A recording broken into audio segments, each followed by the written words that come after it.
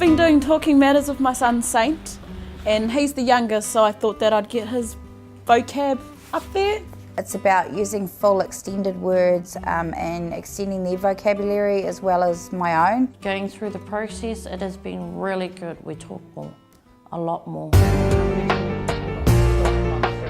We're at Granger Grove, which is part of the Anglican Trust for Women and Children. Parents are referred here through tamariki order, and they spend up to 12 months, sometimes a little more, learning strategies to better themselves as parents and use that with their children. So we started working here at Talking Matters to explore with these mothers, how can they talk more? How can they talk differently with their children? What would work to improve those interactions? Emma's come into Granger Grove and she's brought along these little vests here for our children to wear, and inside this little front pocket go these little recording devices. He's wearing the vest right now, and it's not annoying. You know when kids play with it and it gets irritating. It's not irritating, so they don't really notice it. It's really hard to change what you can't measure. So we've introduced a piece of technology that's like a pedometer, but instead of measuring footsteps, it measures words. So this is wearable technology. It's the first time it's been used in New Zealand. A microphone sits within the vest that the child wears for a whole day, so 16 to 18 hours. That microphone actually records every word that's directed towards that child, as well as every turn that child takes.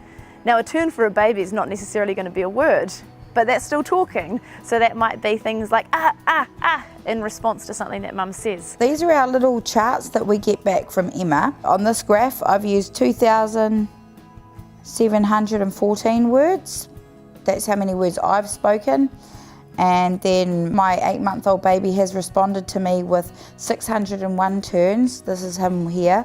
So he's really spiked at breakfast time, music time, and then at bath time. I've been working with these mothers to recognise those vocalisations as well as body movements as communication, and add words and conversation as if that baby is talking to them. They're responding straight back to what we're saying. What's that? Is that the camera?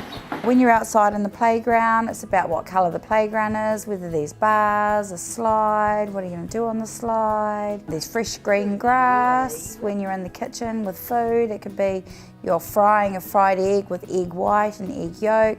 It's about using descriptive words. Reports that they get break down the language hour by hour. They're actually able to see times of the day where they're achieving their goals, but also times that they could do things a little differently. Maybe it's that they want to talk more during dinner times so that they can get their children to respond more. Maybe it's that they want to introduce songs while playing. It's up to them. My job is to coach them through that process, direct them to evidence, but all of the ideas really do come from these mothers themselves. You high five? Me and the other mums with Emma designed this tablecloth for the kids, so I didn't know that I'd be using it, so I would have added more pictures if I knew that. So yeah, we got involved and we started drawing heaps of stuff that the kids might recognise or that they might want to talk about more, with numbers and colours, anything that sparks a conversation. I said, that's not me, that's me. We've had our mums designing tablecloths, placemats, and also t-shirts as a way to harness that power that the vests had to encourage them to have varied conversations with their children. So the placemat idea and tablecloth came about when they were thinking, how could we talk more during meal times? We know that that's a really great time for us to have good conversations. But sometimes it's hard to think of something to say. They've got a plastic mat that can be wiped easily and just use Sharpie pens and drawn pictures all over it. Things like aeroplanes, apple trees, hopscotch. These are, I guess, provocations of things that you could have a conversation about with the child.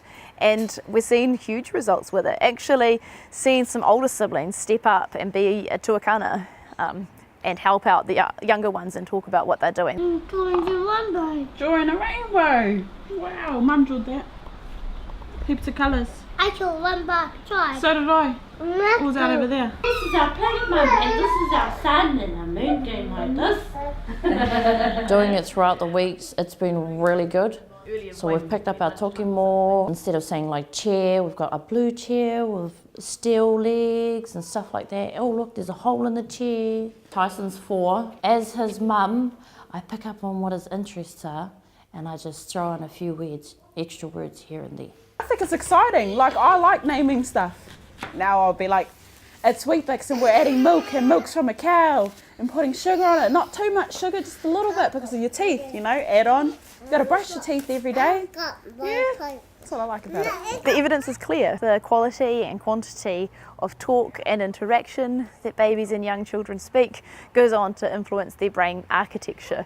So by brain architecture, I mean the more interaction, the more words that you hear as a baby, that's actually building connections. So it's brilliant for babies' brains. It's about the best thing you can do for them. I would recommend it to other parents to do this with their children. Interaction with your children. Talk builds brains. So talking matters, kōrero tia mai. Talk more, talk differently is what Talking Matters is about.